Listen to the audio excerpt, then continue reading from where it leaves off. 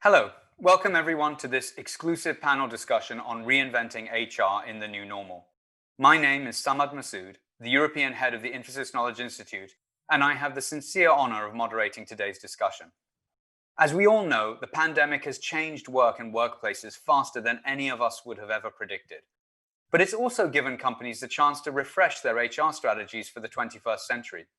To help us understand how human resources strategies are changing, we've brought together three guest panelists who are leading practitioners in education, utilities, and pharmaceuticals, all of which can lay claim to providing an essential service to society.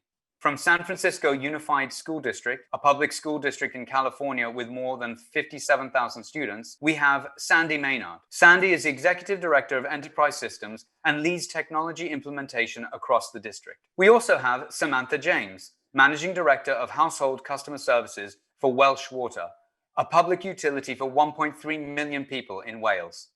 Samantha currently leads all HR matters for the company.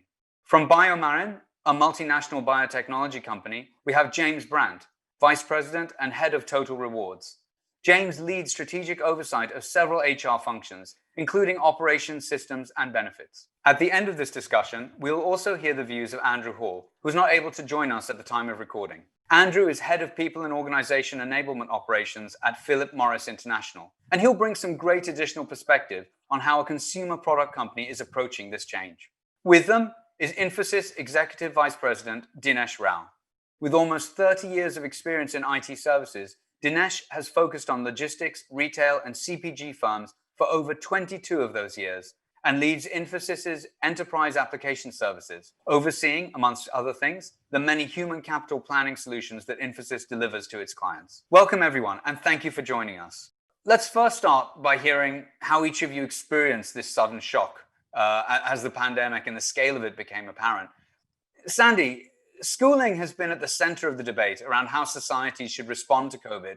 And of course, homeschooling has had effect on so many working families. How's it been for your industry and organization to adapt to this new way of working? Thank you for the invitation to participate in the panel. I like the word that you used when you used the word shock. I think we're still in that stage. There are so many industries that have had insurmountable changes that they've experienced, but I would dare to say public K-12 probably had the heaviest lift and continues to. We've been in a situation where we have done the same thing the same way for eons. So it's been a shock for us. We have 10,000 staff, 5,000 of those are teachers that interface with students. The other 5,000 are anything from those that might serve lunches, those that might be aides in the classroom, and the rest that are just helping as support for staff, families, and students. So each of those had their own unique way of having to figure out how to function in this new environment. Our teachers had a mere few weeks to try to figure out how to change instructional practices. And that included learning how to use the technology. I live in San Francisco. I'm exposed to so many technology people that have had video conferencing for years. And so to them, it's second nature. In our environment, I would dare say not many of our teachers had experienced video conferencing. So first, we had to learn the technical aspects. And then secondly, they had to learn how to engage students remotely. And the professional development happened in a very short time period. We had a couple of weeks, the week before the teachers came back after spring break. Our curriculum instruction department had to really figure out how do we deliver professional development to our teachers. So that was pretty mammoth in itself. And then we had to deal with so many things that are technological for us. An example would be our payroll staff all had desktop computers. Our teachers had laptops, so that wasn't quite as hard to get them into that. But when payroll went in shelter in place, we had to get devices to their homes, and we had to make sure that they're secure so that they had the time to do their work at home, but yet we were confident that we wouldn't be breached because it was payroll. So I just think of so many of those challenges. I'd like to, when I think of the school system, I think of us differently than other industries. There are those that sell a product, those that are entertainment. Our commodity is people and relationship building with people. And when we were torn apart, we had to figure out how do you build those relationships remotely? And we're still trying to figure it out. to this day, we're trying to figure out what's the best way to do this. So those are our challenges right now. But there's been some positives as well. It feels like a big step forward and maybe a step that was well overdue. Yes, yeah. So let's say it that way. I don't think that there's an industry that's going to benefit more in this terrible time than education. We have done the way we've always done it for a very long time, but now we have an opportunity to kind of learn differently. We're learning to work in an uncomfortable state, and so that's kind of new for us, but we've done a few things. We now have broken down some of the teams that we had built and put them together. So when you have groups that need to start supporting parents in a different way, when they have to do that, who do you grab from your fleet of staff members that wasn't an environment we supported? How did they come together? And pretty soon we had teams working with other teams. So we had silos that got broken down. And so we had just so many different things that we were able to do that looks different. And I would say the most visible for anyone out there is that a classroom is now in your living room and in your dining room, and sometimes in your hallway. You get to see what you weren't seeing before. And that's good for both sides. It's good for teachers to know that they have a parent in the background helping. It's good for parents to see the work that the teachers have had to do. And I would say this transparency is probably going to end up being one of the best things that a school district experiences. Our school board meetings that we have been physical, and we only had so much room in the space. You could watch it video recording, you could watch it on TV, but you couldn't interact. And in this new world, we went remote with our school board meetings, and we've had as many as 500 people online watching and listening about the school board policies and the decisions they're making. But they could also interact. They could then talk with the school board during that time period. So those are just a few of the benefits that we're going to reap, in addition to just, we've had companies come to our aid and help us financially and help us with more resources. So yeah, we're more transparent than we ever were. And I dare to say we will never be like we ever were. But it's great to hear that there's sort of more engagement, it seems, on both sides and from your community in many ways. I mean, that's a really interesting outcome from it. Samantha, you have a very different context, but I think you also saw some actually surprising improvements and also around engagement as well with your customers and so on. Yeah, there's a lot that resonates with what Sandy said, and although utilities and education are very similar, that I could empathize a lot of what you were saying there, Sandy, particularly around, we're still learning. It's only been 7 months, and actually when you think back to March, it was quite scary for people, and we were suddenly sort of saying, you're going to work from home. So there's been a lot about technology for us. We were very fortunate. Mr. Johnson stood on the steps of Downing Street on the 23rd of March and said, right, everybody's got to stay at home. That day, we just happened to be going live with a new telephony system, which meant that we could transfer all of our contact center operations to be working from home. And that was absolutely critical, because we're a 24/7 service. We provide an essential service to customers. They need to be able to contact us whenever there is an issue with their supply. So that was absolutely vital. But overnight, not just our contact center, but all of our office-based teams were moved to being at home. That took a little while to get used to, as a few days of teething troubles. Sandy, you spoke about your payroll team and not having laptops. We had that as well. And they say that, was it necessity is the mother of invention or something like that?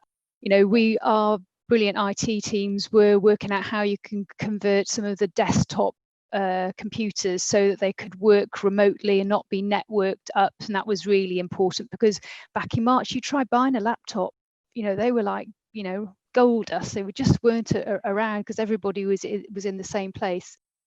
The other thing was, we were, early part of 2020, we started to look at our ways of working and where we wanted to take our organization over the next sort of 12, 18 months. And we were thinking about how we're going to roll out all the new Microsoft products around Teams, Yammer, and we thought, this is probably going to take us about 12 to 18 months. But of course, no, we did it over a couple of days, and we've transformed the way in which we work. We're our operation is scattered across Wales. So I don't know how to compare that in terms for people who are from the other side of the pond, but I think it's, I forget what the comparison is, but it's a pretty large geography. Some of the terrain is not great as well for easy travelling.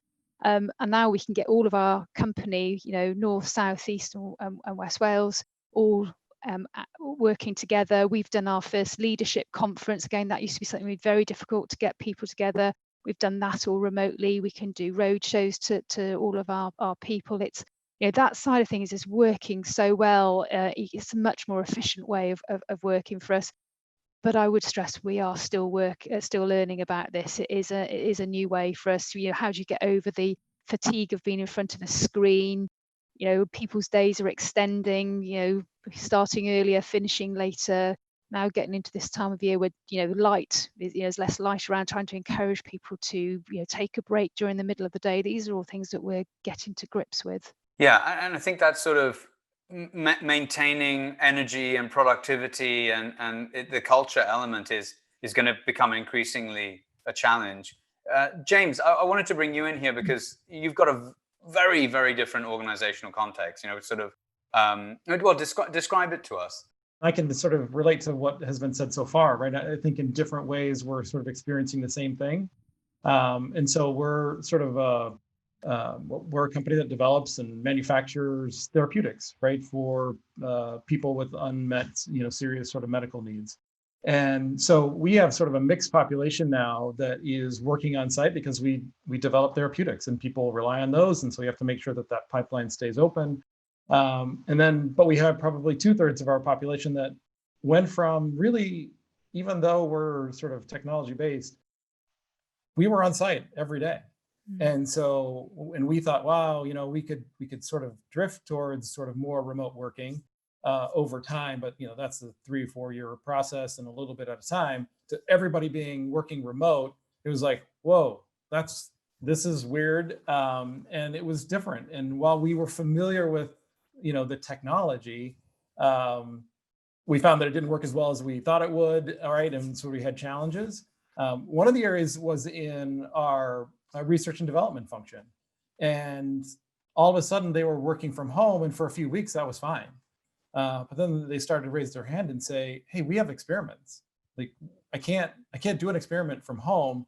I've got to figure out a way to get on site for at least 3 or 4 hours to sort of advance my experiment or do the things that I need to get done, but I have to physically be there." And so we came up with a reservation system where they could go into a system and sort of log, I'm going to be there for these 3 hours.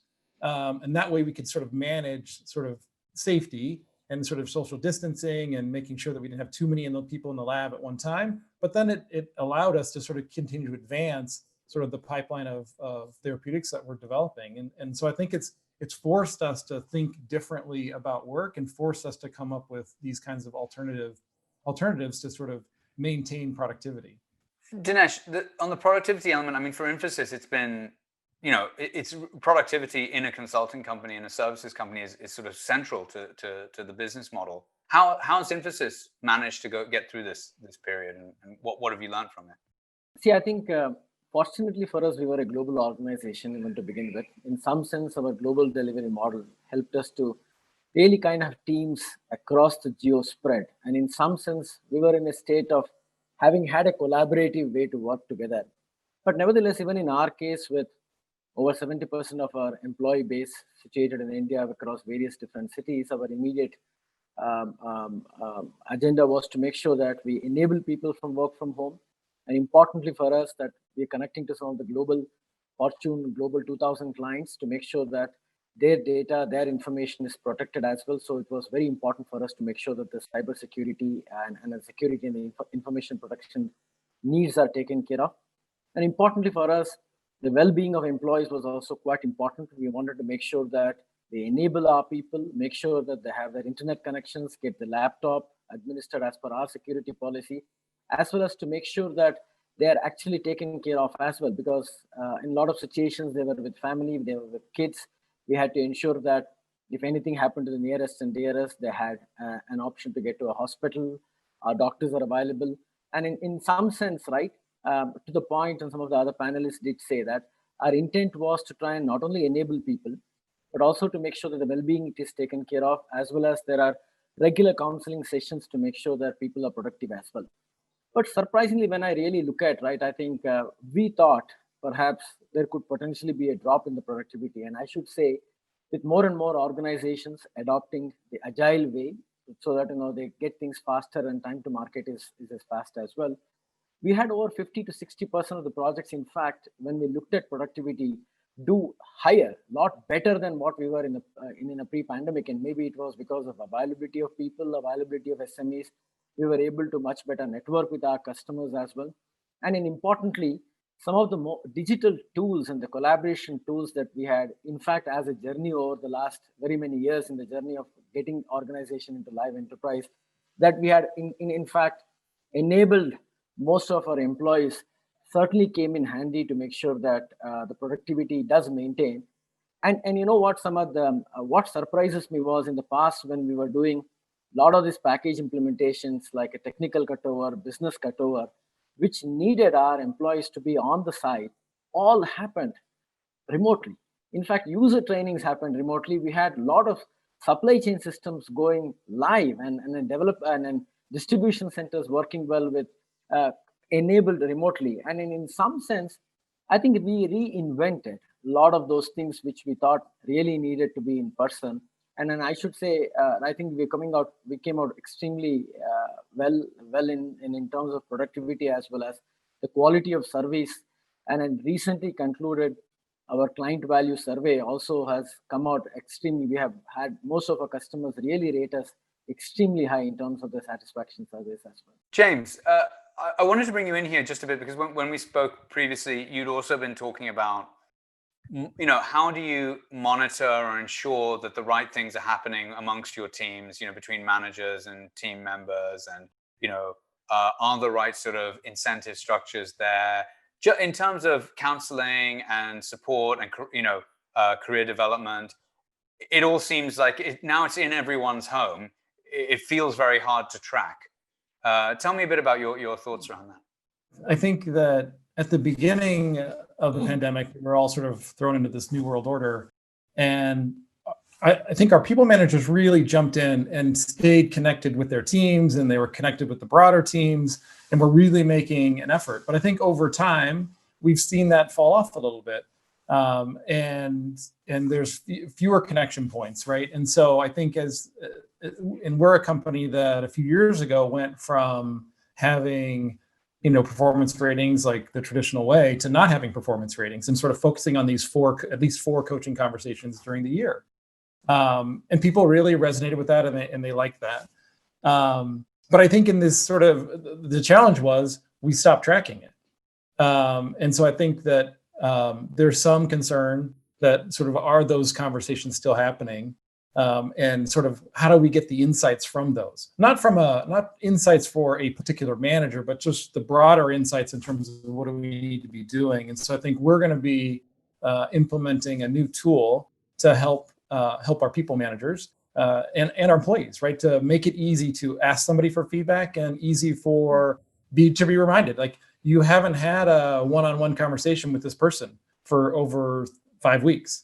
Right. And that doesn't come from corporate or get reported on to corporate. It's more sort of that individual people manager. And so we're trying to come up with a tool set that can help managers be successful, because all of our managers want to be successful, and give them some tools that make that just a little bit easier, but not so cumbersome that it becomes this arduous task. And if we think we do that right, we can sort of capture on everybody wants to be successful, and they'll engage and sort of use the things that we can provide them that make that a little bit easier and a little bit more effective. I suppose there's a fine balance between how much of this stuff you automate and you try and track, through the technology we're using now, and how much you make it a human-driven thing or personnel-driven thing. I believe there's a fine line between creating this big brother state where people feel like you're analyzing every click on their keyboard, which you could do, and everything that they do, versus trying to utilize the information in a way that you're sort of coming up with ideas and feedback and solutions more on a group basis, and less on an individual saying, as a manager, you're not very good, and here's why. but to say, hey, as people managers, here's the things that we're seeing that we're doing well, and here's the things that we're seeing that we're missing on, that people really engage on, and trying to be able to have data at that level and sort of less at the micro level. I think I also want to kind of elaborate a little bit on the manager tool that we were really talking about. Within Infosys, we've realized in the past, we used to perhaps do employee surveys and satisfaction surveys once in 6 months to once in 8 months kind of a thing. But with there's so much things that are changing and happening on a daily basis, we kind of pivoted ourselves to really running surveys on a regular basis, in fact, on a quarterly basis.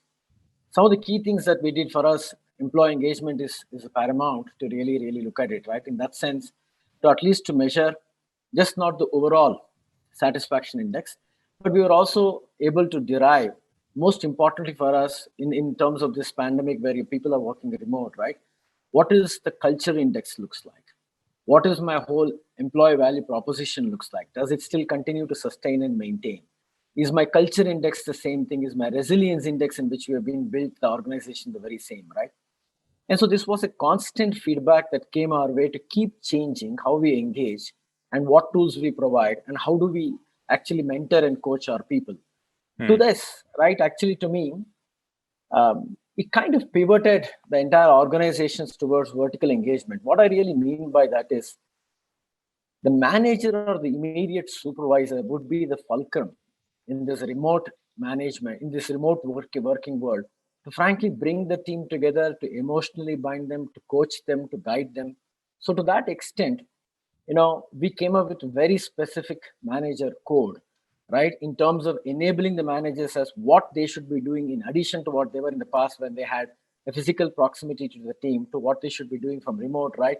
Being inclusivity, being caring about people, well-being of the people. Are you really coaching, right? Are you trying to inspire the confidence in them as well as inspire the team and bonding and etc., right? How often are you exchanging some best sharing sessions and things like that? So in that sense, we went a lot of such coaching to the manager community and supervisor community, which I thought enabled us in a very big way to make sure that we kind of continue the same level of engagement. If I have to really summarize the way we kind of do the engagement, it kind of boils down to 4 important C's that we call, right?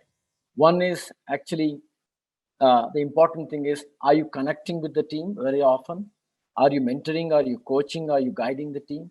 Second, using what tools that you give, the tools that we have enabled with. The second important C that we think is collaboration. Are you inspiring the collaboration within the team, right? Are you bringing knowledge sessions that are happening, right? The third important C that we wanted to also emphasize and make sure that the managers do talk about is celebrate. In this kind of pandemic, every go live, right? Every important milestone that the team goes through, right? It could be just a service anniversary, it could be a birthday, it could be a petite day, right? Or it could be something good happening in the family as well as within our team. We wanted to make sure that we celebrate, and hence that whole engagement actually would continue. And lastly, care. We wanted to make sure that care also forms an extremely important centerpiece of making sure that the well-being, both just not physically but psychologically as well as in terms of their health and etc., where we had Samaritan's network that we enabled. We had quite a few sessions that the employees were engaged in to make sure that they're counseled and etc., right?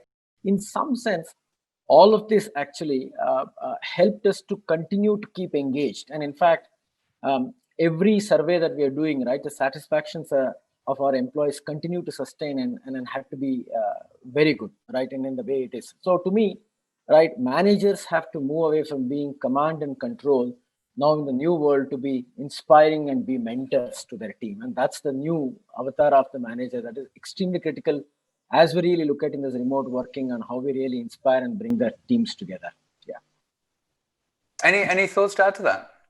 Anyone else? It really resonates with me. I mean, I think it's where we're not quite there yet, but it's the direction we're going, which is the engagement survey used to be this annual or even a little bit longer event, and it felt heavy.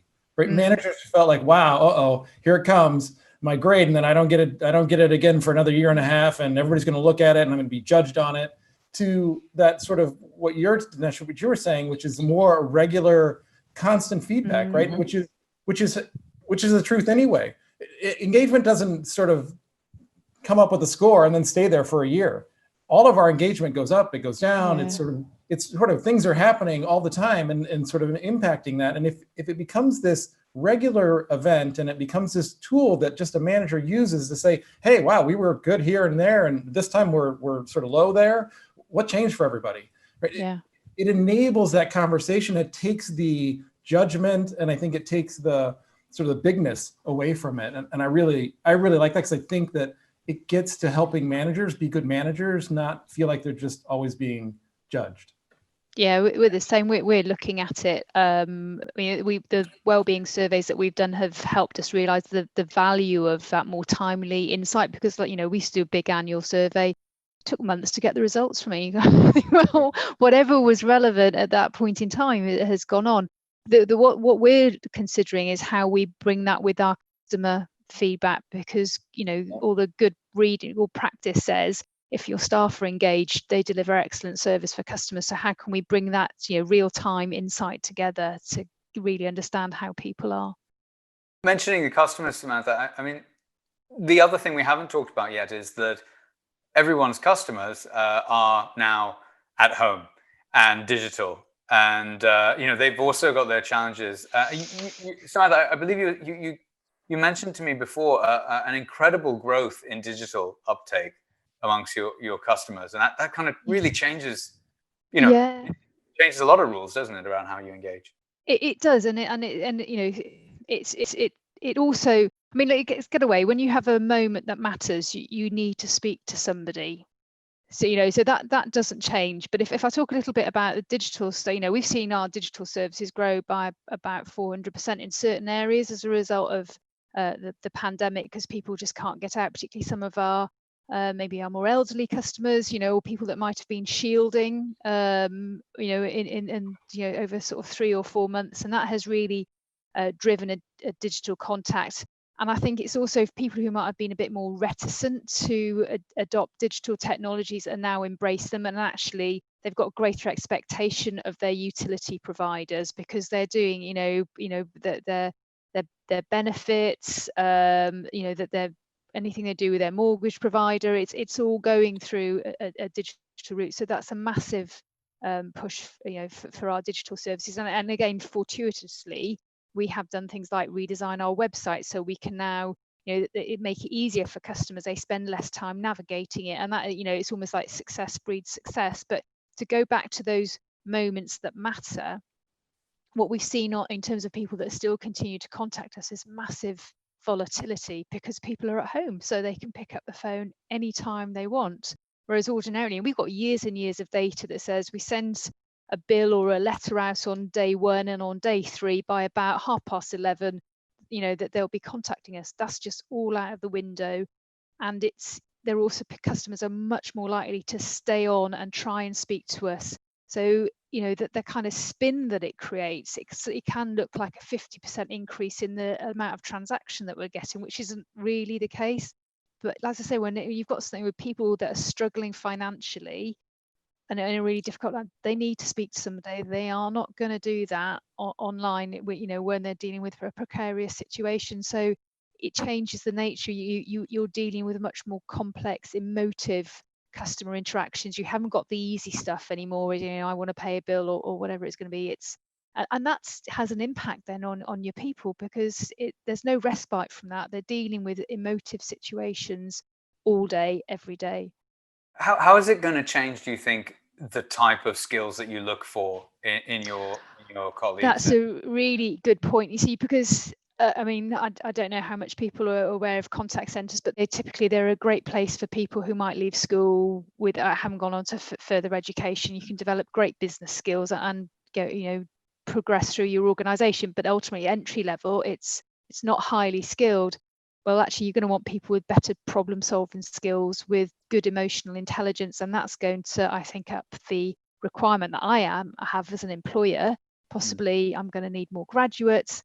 well, I don't think graduates aspire to necessarily want to work in a contact center. So I think that might be a bit of a challenge. And, so therefore we've got to rebrand ourselves and show the positives and show the benefits of us as an organization more widely to encourage people to join us. But I think the relationship between employers and employees is going to switch massively. Now you can see that, I can work from home, I can work anywhere. Arguably geography is not a barrier anymore. What do you think is the biggest change that's going to happen in human capital management and HR in the future now that we're in this post-pandemic world? Samantha? I think it's going to be mobility of people. People aren't tied to a geography, and what that means then is that the challenge for employers is how you create that connection with people when they are remote, and that's going to be a challenge for all of us as leaders of people. Sandy? I think the education arena is a little bit different in how this will work with HR. I think the biggest aspect for us that would be positive is the agility that we'll have. We have not had trainings that have been virtual. That will add a nice component given people's time and space. And so maybe we will be delivering instruction differently so that we can engage staff. I mean, the education system is at a watershed moment in history. We will never be as we were before, and that's a really great thing. Everything that we do now is so new to us.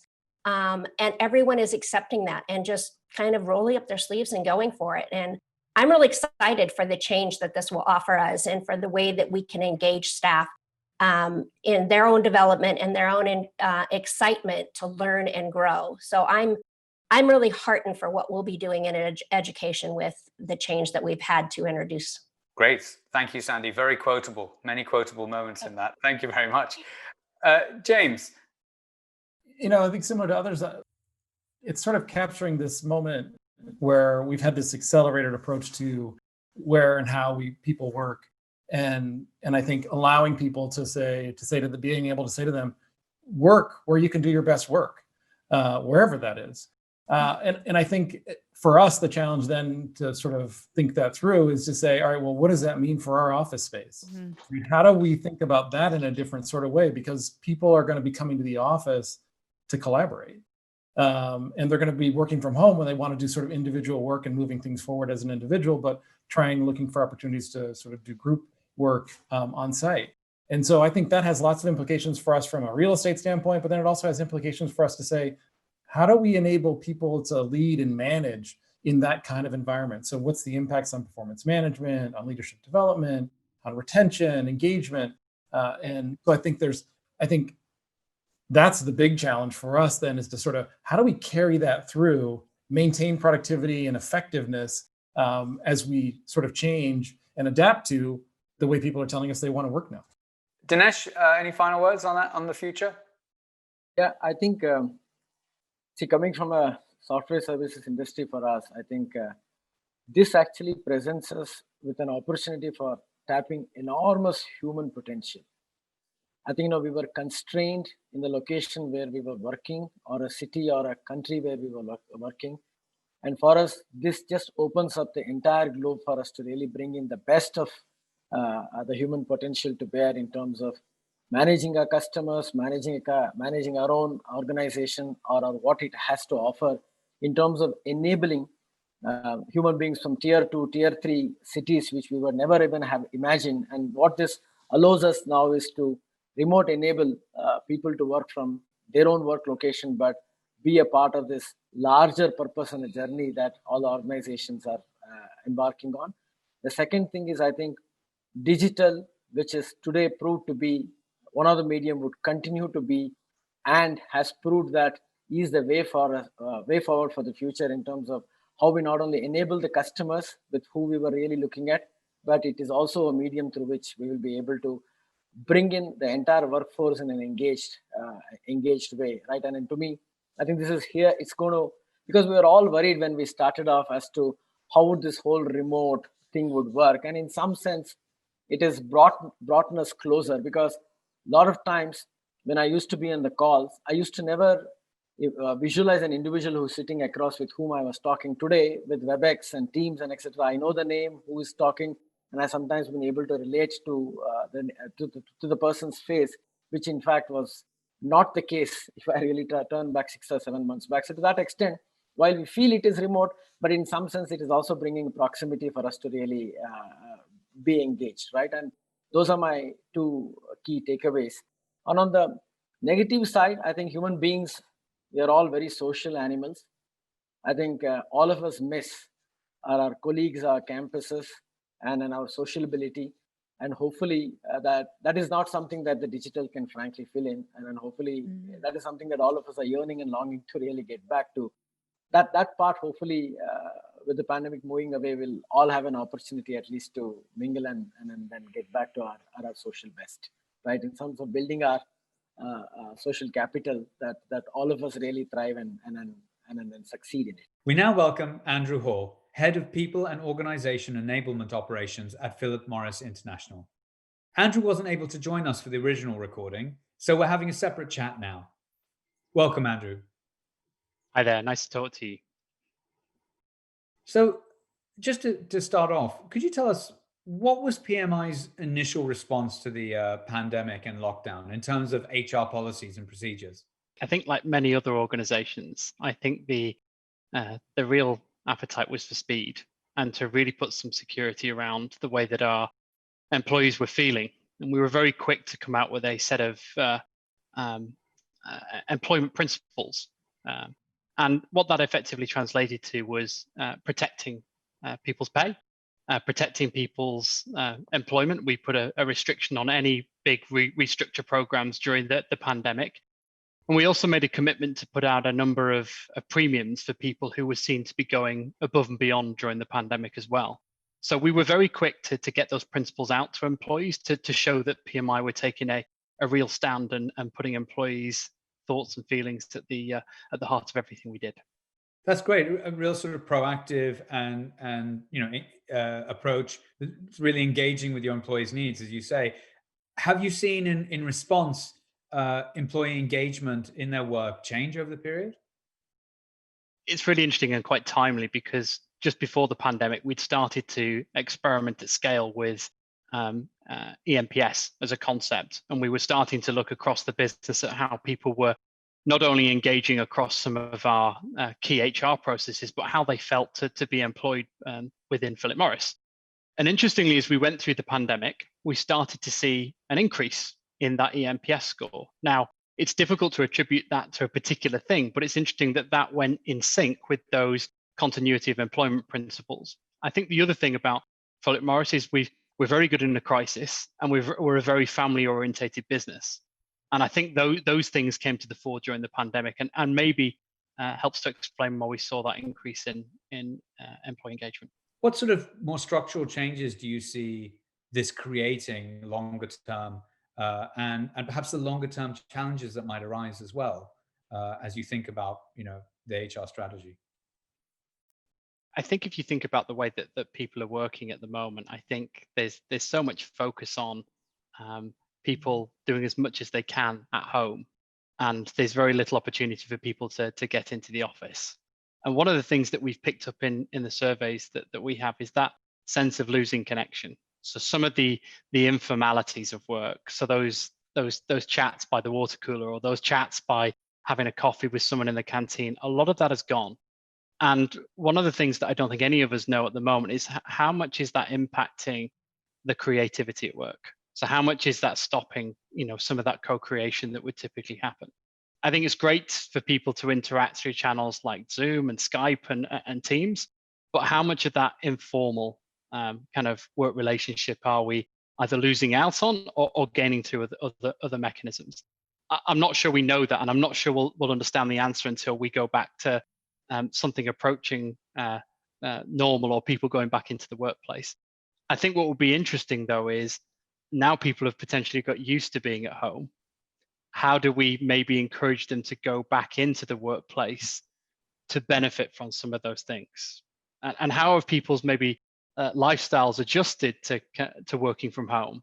And how will they be impacted by a return to work? I think that's one of the great unknowns for 2021 and beyond.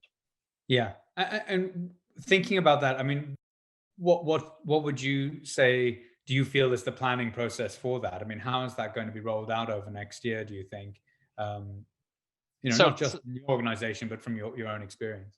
So at PMI, we've alongside the pandemic, we've invested in a new initiative called Smart Work, which will place a lot of the accountability and decision making about your future working pattern in the hands of the employees. So of course there are some constraints around people who maybe work in manufacturing or people who work in sales roles, and they can't be at home. But where possible, what we're saying to our employees is where you can work from home, you can continue to work from home. Now, managers will have the ability, where appropriate, to ask an employee to come into the office up to 2 days a week for important meetings or for workshops. But there'll be a lot of accountability put on the individual to start to make some of those decisions. Again, it's going to be fascinating to see how that kind of self-regulation plays out as people come back into work. Yeah, I mean, it's flipping a whole lot of concepts, HR concepts, on their head, I assume. Absolutely, because how do you then dictate where somebody works from? There's obviously lots of regulation and legislation about people working from the country that they're contracted in, and certainly as we've seen in the pandemic, sometimes there is a preference from somebody to say if they're based in Poland, but actually their home country is in Portugal, for example, they might go back to Portugal.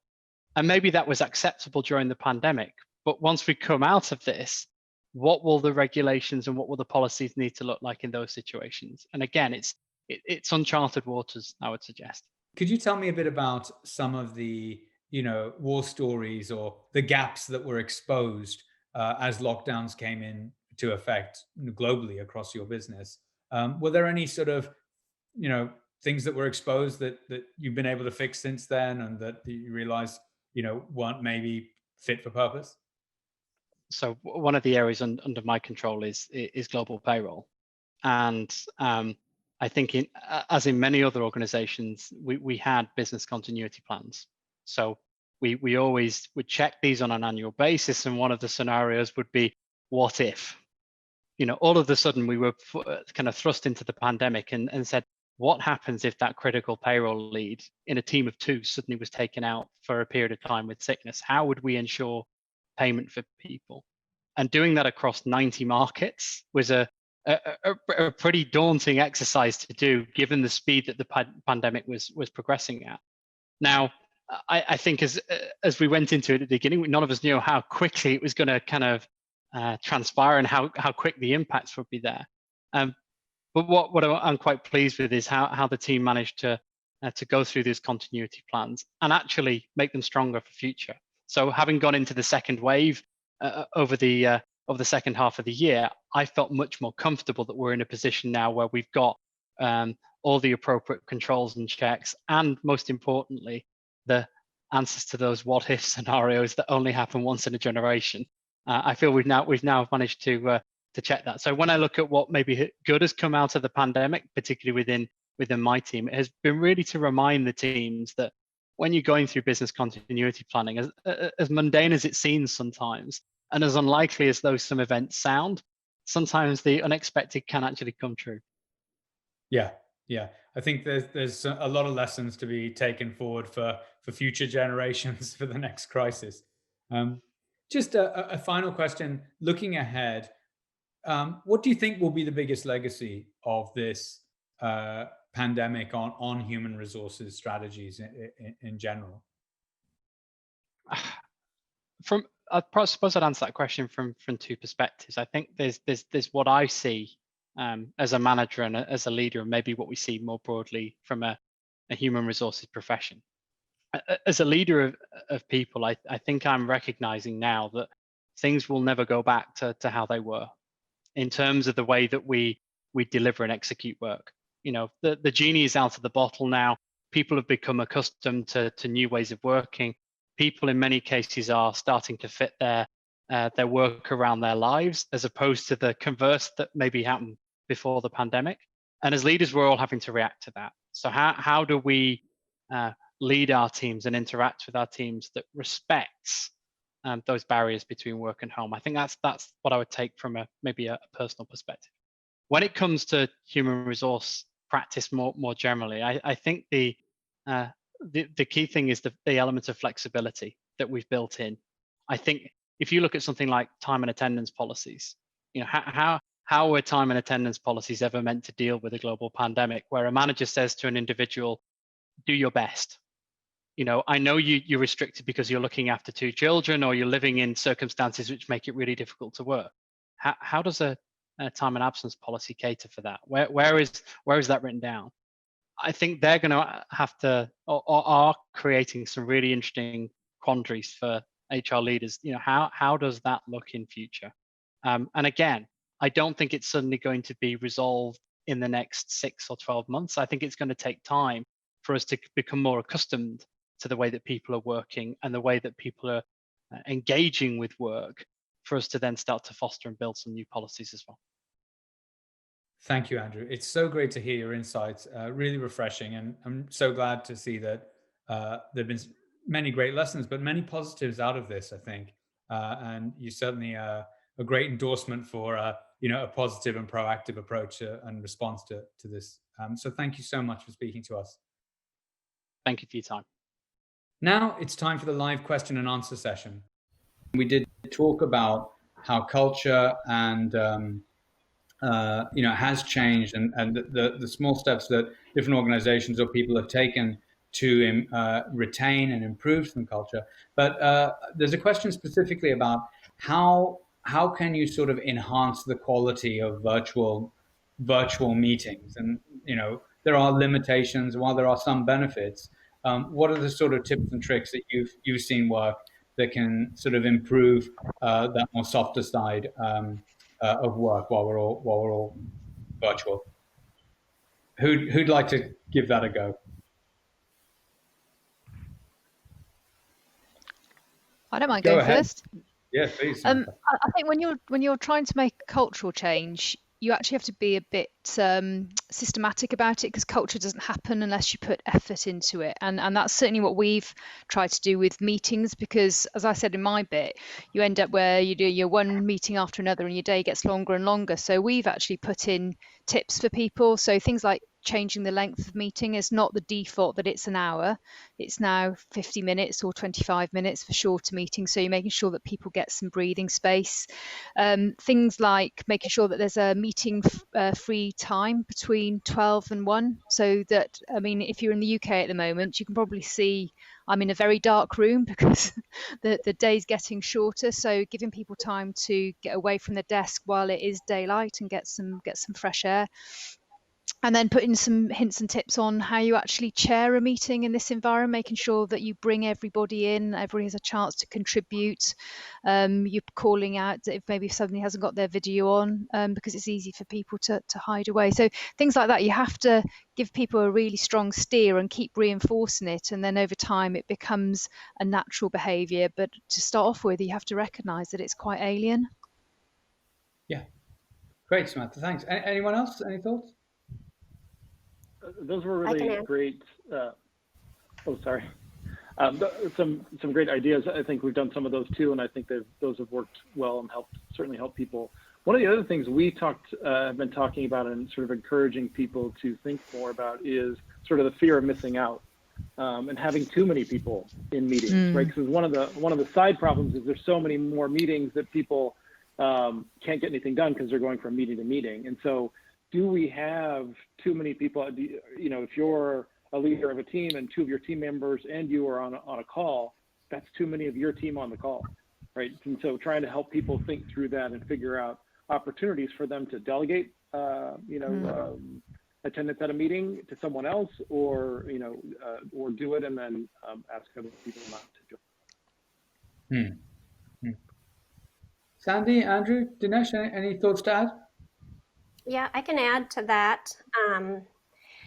Before we went into this pandemic, we had a structure for our meetings that would invite people to engage in something more, not necessarily deeply personal, but we called it a warm opener. And it allowed you to walk into the room if you just come from another meeting, get present. And a question might be, what car was your favorite car that you ever owned? You know, something that just kind of gets them personally involved, and we can talk with each other no more than 5 minutes really quick. So we took that same activity and we brought it virtually, which has actually been saving us because it reminds us who's around the table, and especially for the number of people that we've had to hire that are new and trying to get assimilated to this, that has been a really good practice for us. The other one that's eye-opening for me is new people coming on board and doing the onboarding has been a little bit more of a lift than before. I usually now work with the new people for easily a couple of weeks, meeting them every single day to kind of help them assimilate, answer questions. So both of those kinds of spectrums, you know, making sure that we remember our people here and have some way to engage, and then just making sure anybody who comes in has the time and the platform to be able to ask questions and get acquainted. Yeah.